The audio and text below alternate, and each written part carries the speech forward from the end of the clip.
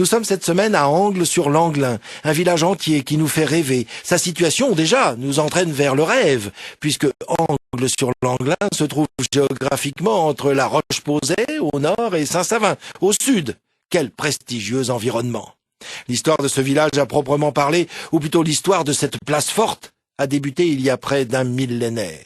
Nous sommes alors à l'époque de la première croisade. De grands seigneurs se penchent sur ces terres à partir de l'année 1070. Voici par exemple l'évêque de Poitiers, Isambert II, qui offre plus de liberté au monastère de Sainte-Croix installé sur la rive gauche de l'Anglin. Puis, 20 ans plus tard, ce monastère prend de l'ampleur en étendant son autorité sur la paroisse de Saint-Martin de la ville haute.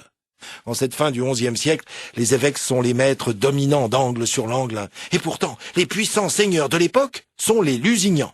Hugues de Lusignan et Hugues le Brun, son fils, ont œuvré en faveur de cet important couvent de Sainte-Croix.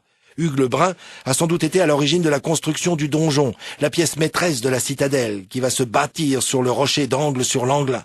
Vous l'avez compris, c'est une lutte de pouvoir qui oppose pendant de nombreuses années les membres de la famille de Lusignan aux évêques de Poitiers. Tantôt ce sont les uns qui dirigent, tantôt ce sont les autres, comme l'évêque Gauthier de Bruges, qui parvient à racheter en l'an 1282, pour la somme de 360 livres, les 2/3 de la terre d'Angles à l'un des héritiers des Lusignans. Définitivement abandonné par les évêques, en 1708, le château comprend 2 cours et il s'allonge gracieusement sur 200 mètres de long. Aujourd'hui, la lutte a donc cessé et Angles-sur-Langlin nous